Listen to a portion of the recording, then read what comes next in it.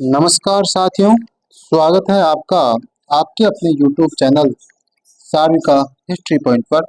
साथियों, हम सीटी 2024 के लिए बिल्कुल सिलेबस के अकॉर्डिंग तैयारी कर रहे हैं और इसके अपने दो तीन टॉपिक हो चुके हैं। राजस्थान कला संस्कृति में राजस्थान की सभ्यताएं अपन ने डाल दी हैं। उसके बाद में राजस्थान के दुर्ग है, राजस्थान की हस्तकला है। इनके नोट्स अपन ने PDF के रूप में टेलीग्राम पर डाले हैं और वीडियो के माध्यम से हमने महत्वपूर्ण प्रश्नों की भी बात की है। साथियों, आज का हमारा टॉपिक रहेगा राजस्थान की चित्रकला। राजस्थान की चित्रकला से संबंधित जितने भी महत्वपूर्ण प्रश्न हैं वो यहाँ आपको करा रहा हूँ। इसका ये पहला वीडियो है और इसके नोट्स मैं आज शाम को या कल तक इसके नोट्स आपको टेलीग्राम पे डाल दूंगा। आप हमारे टेलीग्राम चैनल से जरूर जुड़ जाएं। साथियों, सीटी के लिए, राजस्थान कला और संस्कृति के लिए आपको कहीं जाने की आवश्यकता नहीं है। मैं संदीप यादव, इतिहास व्याख्याता, आपको टॉपिक वाइज बिल्कुल सिलेबस के अकॉर्डिंग स्पेशल सीटी के लिए आपको तैयारी करवा रहा हूँ।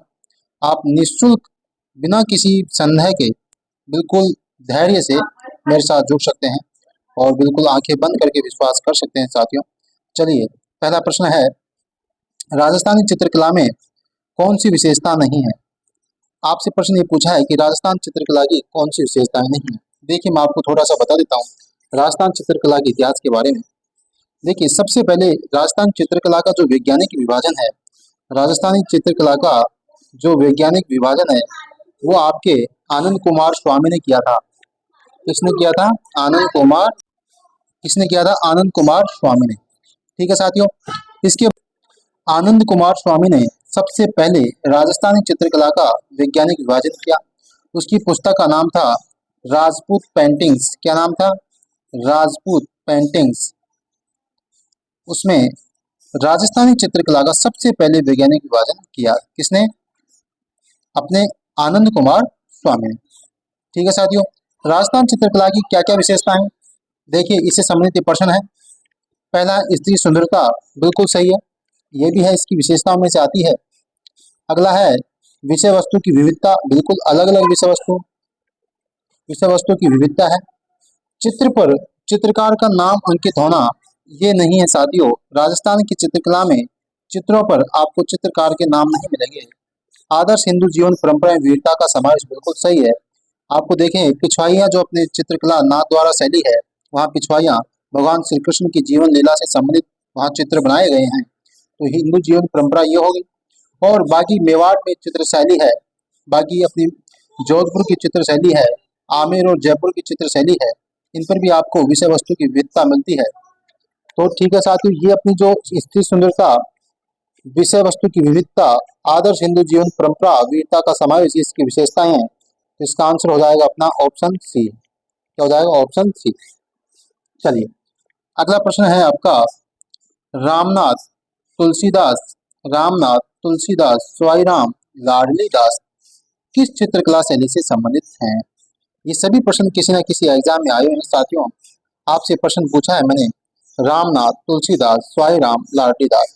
यदि आपको इस प्रश्न में एक लाडली दास का भी अगर आपको पता है, लाडली दास का भी यदि आपको पता है, तो आपका ऑप्शन बिल्कुल सही हो जाएगा।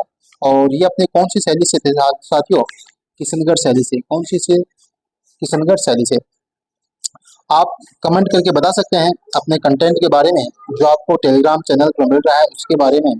अन्य और भी जो अपने को सुधार करना है उसके बारे में आप मुझे राय दे सकते हैं। आपका स्वागत है।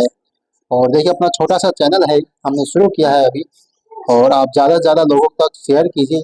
बिल्कुल आपको सटीक, बिल्कुल सही ढंग से आपको नोट्स यहाँ मिलेंगे।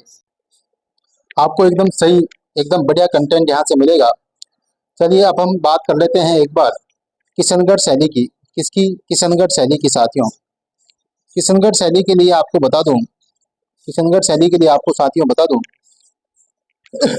यहाँ पर एक राजा हुआ है, उसका नाम था नागरी दास। क्या नाम था उसका? नागरी दास, जिसका नाम आपको सावंत सिंह भी मिल सकता है, कई जगह सावंत सिंह भी मिल सकता है।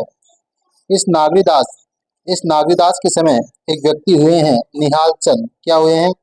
निहाल चंद। इसका कहीं कहीं जगह नाम मयूर ध्वज भी मिल सकता है, मोर ध्वज भी मिल सकता है। तो निहाल चंद उर्फ मोर ध्वज ने इस जो नागरीदास सावंत सिंह है, इसकी प्रेयसी रसिक बिहारी को राधा के रूप में चित्रित किया है, जिसको बनी ठनी कहते हैं। क्या कहते हैं साथियों? बनी ठनी, जिसको बनी ठनी कहते हैं।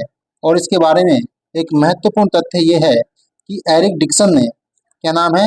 एरिक डिक्सन ने इसको भारत की मोनालिसा कहा है।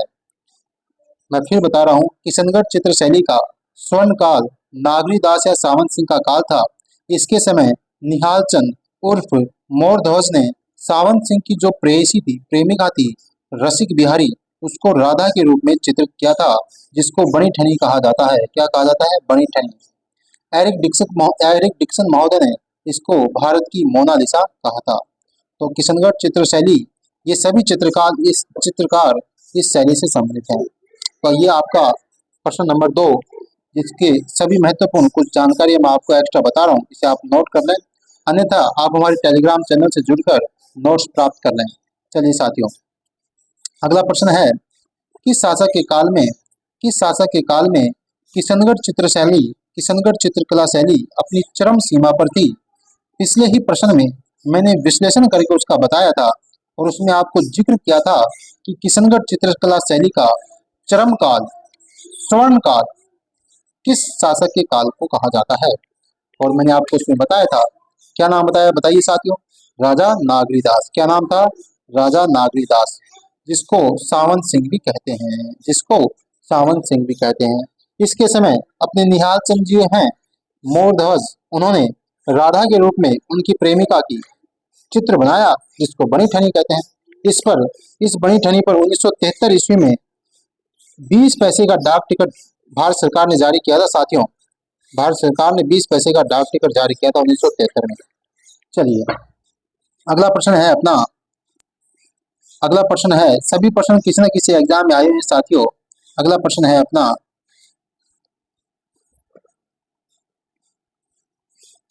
इंडियन मोनालिसा के नाम से जाना जाने वाला चित्र राजस्थान की किस चित्र शैली से संबंधित है?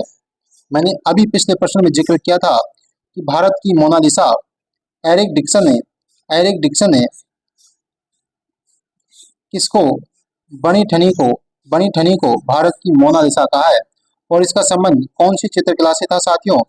वो है अपनी किशनगढ़ चित्र शैली। कौन सी है? किशनगढ़ चित्र शैली। चलिए, अगला प्रश्न इसी चित्रकला शैली से संबंधित है। 1973 में भारत सरकार ने राजस्थानी चित्र शैली के संबंध में एक डाक टिकट जारी किया था। तो कौन सी शैली है वो? कौन सी शैली बोलते हैं उसको? बनी ठनी बोल दो, किशनगढ़ शैली बोल दो, कुछ भी आप उसको बोल सकते हैं। चलिए, अगला प्रश्न है, क्योंकि इसका विश्लेषण अपन कर चुके हैं, इसलिए अब अगले प्रश्न की ओर चलते हैं। उस्ताद कहलाने वाले चित्रकार, इन्होंने भित्ति चित्र किस नगर में बनाई? देखिए साथियों, इसके ऑप्शन की बात कर लेता हूं मैं। ऑप्शन पे चलते हैं। पहले तो इसका आंसर बताएं, फिर अपन इसका विश्लेषण करेंगे सही ढंग से। चूरू में, अजमेर में, जोधपुर में, बीकानेर में। जो उस्ताद कलाकार, जैसे ही साथियों उस्ताद कलाकारों की बात आए या उस्ताद कलाकारों की बात आए, तो आपके दिमाग में तुरंत क्लिक करना चाहिए बीकानेर। क्या क्लिक करेगा? बीकानेर चित्र शैली। इस चित्र शैली का स्वर्ण काल है। इस चित्र शैली का स्वर्ण काल किसका काल है बताइए? राय सिंह का काल। किसका काल है? राय सिंह का काल इस चित्र शैली का स्वर्ण काल है साथियों। पहली बात तो ये याद रखनी है। इसके बाद राय सिंह ने क्या किया था? जो उस्ता कलाकार हैं, इनको बीकानेर लेकर आया था। अब ये उस्ता कला होती क्या है? जो ऊंट होता है, ऊंट, उसकी खाल पर सोने की चित्रकारी होती है, उसको बोलते हैं उस्ता कला। उसको बोलते हैं क्या? उस्ता कला। और इसको राय सिंह बीकानेर लेके आया था, ये भी आपको ध्यान रखना है। राय सिंह का काल बीकानेर की चित्रकला का स्वर्ण काल कहलाता है। ठीक है साथियों। और इसके बारे में एक महत्वपूर्ण फैक्ट और आपको बता देता हूँ। अनूप सिंह का काल, छोड़िए मैंने आपको गलत बता दिया, अभी गलत बोलना शायद। बीकानेर चित्रकला शैली की शुरुआत राय सिंह के समय हुई थी। शुरुआत तो हुई थी राय सिंह से में, लेकिन जो स्वर्ण काल है वो अनूप सिंह का काल है। किसका काल है? अनूप सिंह का काल है। इस बात को ध्यान रखेंगे। बीकानेर चित्रकला का स्वर्ण काल अनूप सिंह का काल है। और शुरुआत हुई थी राय सिंह के समय, शुरुआत हुई थी राय सिंह के समय। ये बाय मिस्टेक थोड़ा गलत बोल गया मैं, इसको आपको ध्यान रखना है। शुरुआत हुई है राय सिंह के समय। उस्ता कलाकारों को कौन लेकर आया है? राय सिंह। उस्ता कला क्या होती है? ऊंट की खाल पर सोने की चित्रकारी। और बीकानेर चित्रकला का जो स्वर्ण काल है वो अनूप सिंह का काल है साथियों, अनूप सिंह का काल है। इस प्रश्न का आंसर होगा ऑप्शन डी। क्या होगा? Option D. जैसे ही उस्ता कला आई आपके दिमाग में बीकानेर क्लिक करना चाहिए। चलिए अगला प्रश्न है अपना, पिछवाइयों का चित्रण। पिछवाइयों का चित्रण का मुख्य विषय है। देखिए जैसे ही पिछवाइयां आपके दिमाग में आए तुरंत क्लिक करें। क्या? नाथ द्वारा की चित्रशैली। क्या? नाथ द्वारा की चित्रशैली। ये प्रश्न जिसमें भी जैसे जिस भी एग्जाम के सिलेबस में चित्रकला है उसमें कहीं ना कहीं यह प्रश्न आ ही जाता है। नाथ द्वारा की पिछवाइयां प्रसिद्ध हैं और पिछवाइयां भगवान श्री कृष्ण लीला से संबंधित है। इनकी जो मुख्य विषय है वो भगवान श्री कृष्ण की लीला से संबंधित है। तो इसका option C is correct answer साथियों। इसको रट्टा मार लें, कई बार एग्जाम में पूछा गया है। चलिए अगले प्रश्न की ओर अपन चलते हैं। अगला प्रश्न है राजस्थान, ये अपने राजस्थान पुलिस कांस्टेबल परीक्षा 2008 में पूछा गया प्रश्न है कि मंडावा क्यों प्रसिद्ध है? मंडावा क्यों प्रसिद्ध है बताइए। भित्ति चित्रों के लिए, मंदिरों के लिए, अभ्यारण्य के लिए, झीलों के लिए। राजस्थान पुलिस 2008 में यह प्रश्न पूछा गया था कि मंडावा मंडावा किसके लिए प्रसिद्ध है? मंडावा किसके लिए प्रसिद्ध है? तो इसका सीधा सा आंसर है ऑप्शन ए, भित्ति चित्रों के लिए मंडावा प्रसिद्ध है साथियों। इसको आप ध्यान दे सकते हैं बिल्कुल। देखिए हम नोट्स की पीडीएफ टेलीग्राम पे डालेंगे, उसमें महत्वपूर्ण फैक्टों को, सभी चीजों को कवर किया जाएगा। वो सीटी के लिए नहीं, हर परीक्षा के, राजस्थान में आप जिसकी भी तैयारी कर रहे हैं उसके लिए रामबाण औषधि है, रामबाण औषधि है। गारंटी दे रहा हूँ आपको, विश्वास आंख बंद करके मुझ पर विश्वास कर सकते हैं आप। ठीक है साथियों, एक बार कंटेंट को देखें फिर आप आकलन करें। चलिए अगले प्रश्न की ओर चलते हैं। अगले प्रश्न की ओर चलते हैं अपना। अगला प्रश्न है भित्ति चित्रण की दृष्टि से कहाँ की हवेलियां प्रसिद्ध हैं? ये इसको मोस्ट प्रश्न लगा सकते हैं और सबसे शानदार प्रश्न लगा सकते हैं इस प्रश्न को आप। आया हुआ प्रश्न है और बताइए भित्ति चित्रण की दृष्टि से कहाँ की हवेलियां प्रसिद्ध हैं? कहाँ की हवेलियां प्रसिद्ध हैं? शेखावाटी, जैसलमेर, उदयपुर, बीकानेर। तो इसको मैं बता दूं आपको, शेखावाटी, जो अपना शेखावाटी है इसकी हवेलियां भित्ति चित्रण के लिए प्रसिद्ध हैं। Option A is correct answer, option A is correct answer. चलिए अगले प्रश्न की ओर चलते हैं। जयपुर राज्य के कारखाने का नाम, जयपुर राज्य के कारखाने का नाम जहां कलाकार चित्र और लघु चित्र बनाते थे। जयपुर राज्य के कारखाने का नाम जहां कलाकार चित्र और लघु चित्र बनाते थे। वेरी वेरी इंपॉर्टेंट प्रश्न है। और देखिए साथियों, जो मैंने राजस्थान इतिहास पढ़ाया उसमें जो अपना आमेर राजवंश मैंने आपको पढ़ाया उसमें मैंने दिखाया था कि खाना सूरत खाना क्या था, किस शासक ने बनाया था, सारी डिटेल मैंने उसमें डाली है। सवाई जयसिंह के काल को याद करें एक बार। ठीक है साथियों, और फिर अपना दिमाग लगाएं। चलो पहले तो इस प्रश्न की बात कर लेते हैं। बताओ, तोसा खाना, सुतर खाना, सूरत खाना या जौहर खाना, बताइए क्या हो सकता है? जिसमें चित्र और लघु चित्र इनकी बात कर रहा हूँ साथियों। तो अपने आमेर के शासकों ने बनाया था ये।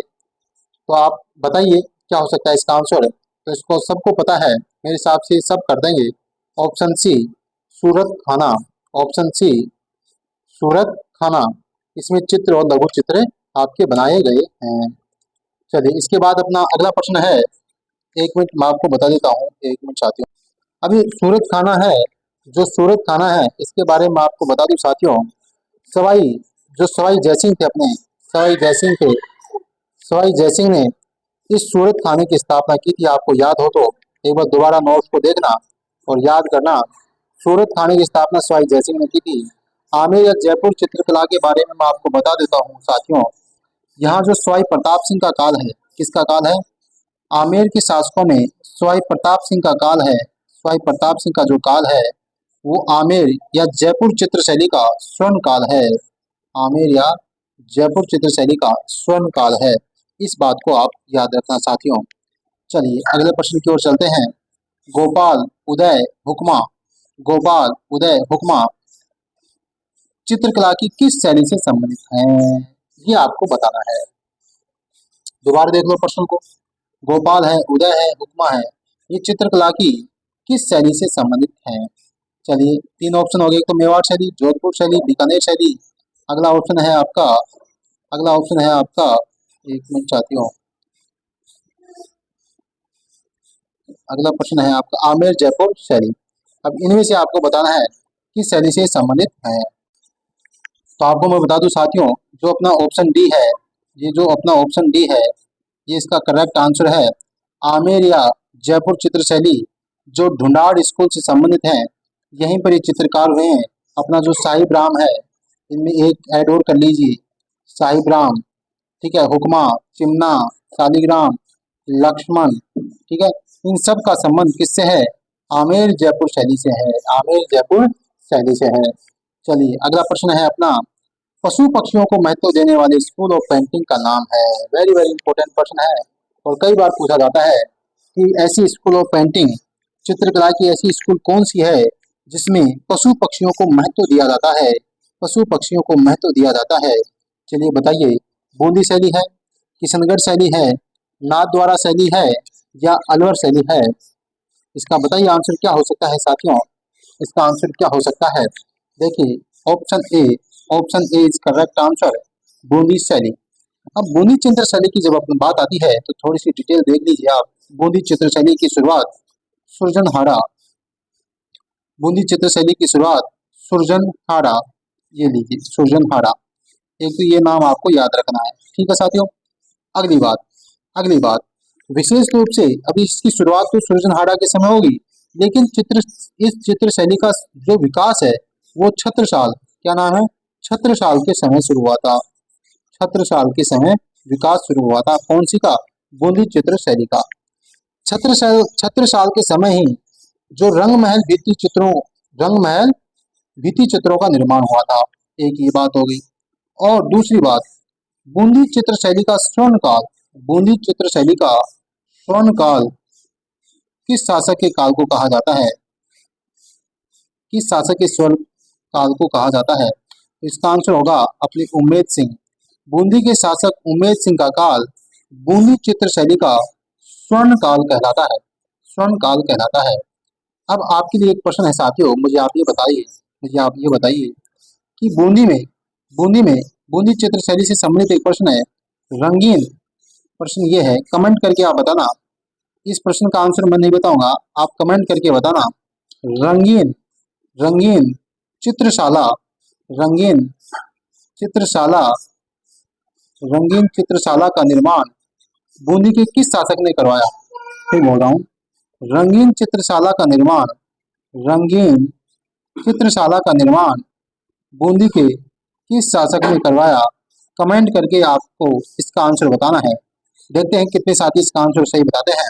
बहुत ही इंपॉर्टेंट प्रश्न है साथियों ये भी। चलिए, अगले प्रश्न की अपन बात कर लेते हैं। निहाल चंद किस चित्र शैली के कलाकार थे? बहुत ही इजी प्रश्न है और कई बार एग्जाम में पूछा गया है। निहाल चंद किस चित्र शैली के कलाकार थे? नाथद्वारा, जोधपुर, किशनगढ़, बूंदी। देखिए, अपना जो प्रश्न आया था किशनगढ़ शैली, उसके विश्लेषण अपन ने करवाया था। उसमें मैंने आपको बताया था, क्या बताया था कि वहां का एक शासक हुआ है, कौन? सावंत सिंह या नागरीदास, सावंत सिंह या नागरीदास। उसके समय एक व्यक्ति हुआ मोर ध्वज या निहाल चंद। उसने इस सावंत सिंह की प्रेमिका का राधा के रूप में चित्रण किया था, जिसको बनी ठनी कहा जाता है। बनी ठनी कहा जाता है। तो इस प्रश्न का आंसर क्या होगा? किशनगढ़ शैली। निहाल चंद उर्फ मोर ध्वज कौन सी शैली से संबंधित है?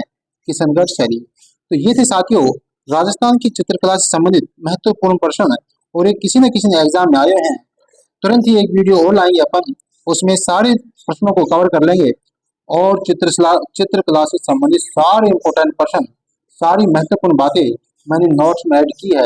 नोट्स आज शाम या कल तक आपको टेलीग्राम चैनल पर मिल जाएंगे साथियों। आप टेलीग्राम चैनल से जुड़ सकते हैं। इस चैनल पर नए हैं, इसको सब्सक्राइब कर लें ताकि आने वाला नोटिफिकेशन आप तक पहुंच सके। ठीक है साथियों, मिलते हैं एक नई वीडियो में एक नए टॉपिक के साथ। तब तक के लिए जय हिंद, जय भारत।